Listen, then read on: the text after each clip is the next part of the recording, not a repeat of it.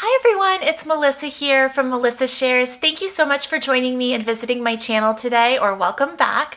And since the start of the school year is starting for a lot of you right now, or it's coming up, I wanted to quickly talk about back to school organization for mommies and caregivers, because a lot of back to school shopping and planning really revolves around your child. And I think it's important for you to be in a place that feels good and is really empowered so that you start off the year right for yourself.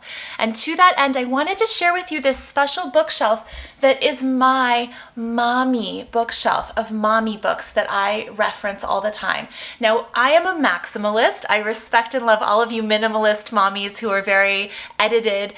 This is not an edited bookshelf, but I do want to quickly go through with you the reason why I have it, how I've amassed it, and a few titles that I think are really choice titles that will help you as mothers or running a household, whether you're working or not working, just to make sure everything kind of goes more smoothly this year.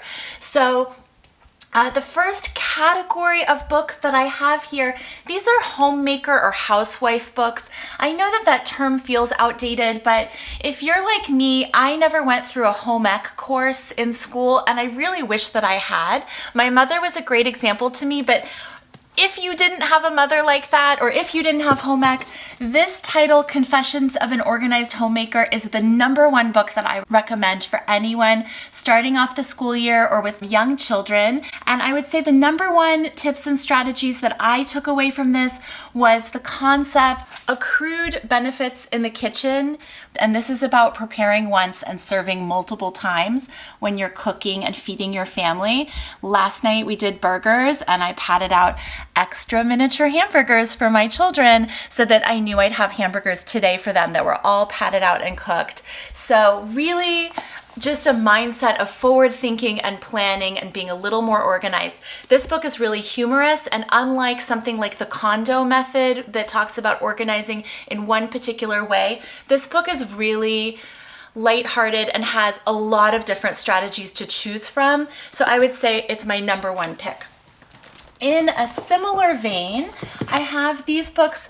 These books are about parenting on a budget. And so if you are living on a tight budget, saving for something, or if you have many children and money just needs to stretch, I would say Raising Happy Kids on a Reasonable Budget and Money Doesn't Grow on Trees is a little bit for older children. But this book has been really useful for us when we decided to have a second child. We live in Los Angeles, life is expensive. This is going to really help you for back to school when you are asked to give a donation to your school, or you're asked to sign up for an after-school activity that costs a fair amount of money. And it might help you just feel a little bit better and more in control of those types of decisions. Entertaining and educating your preschool child sort of transitions us into the next category of books, which is activity books. If your kids are just starting school, this is such an exciting time. If they've been in school for several years, you know the drill. When they come home, sometimes it's nice to have an activity planned or something to set out. If you've seen my boxes activity, that's one. So these types of books, entertaining and educating your preschool child, even if your kid is not in school yet, this is going to have activities for you.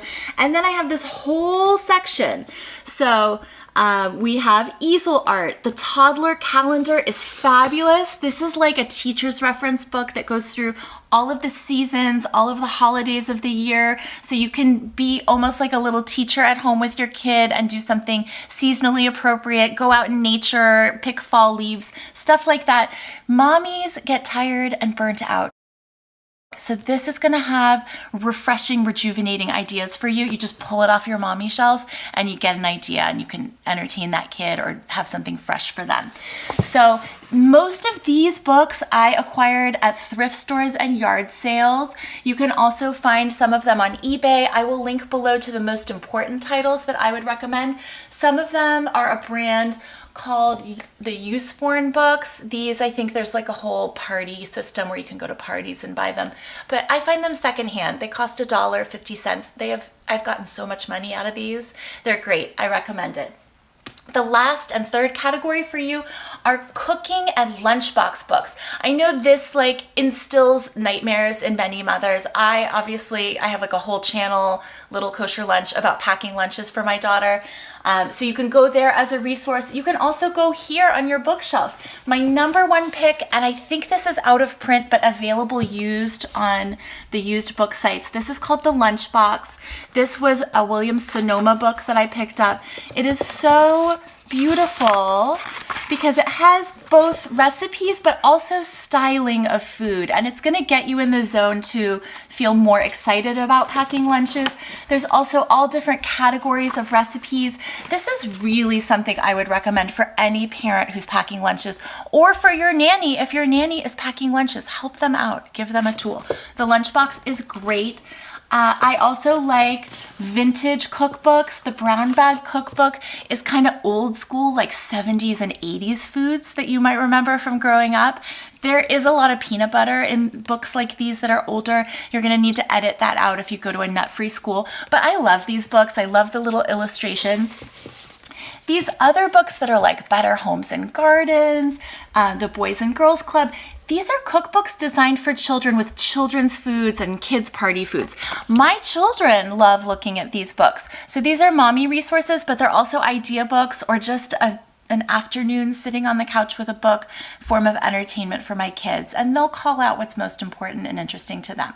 So here are my books. For older kids, this will be later in life for us. I have some math books and other learning books that I do pick up. I have one on fractions. So I stock those kinds of homework help books in this area as well. I'm not there yet with homework for my 4.5-year-old, but soon I will. And also over here for my little one, I have finger play, felt board, and rhyming books. So those are like the 4th and 5th categories that you don't necessarily need. Highly recommend these few homemaker books. Don't be put off by the title. Maybe you're not a stay-at-home mom, but you could certainly use the help, and I hope you have a great back-to-school season. Thanks for joining me, and I hope you'll stick around and watch some other videos here. Bye-bye.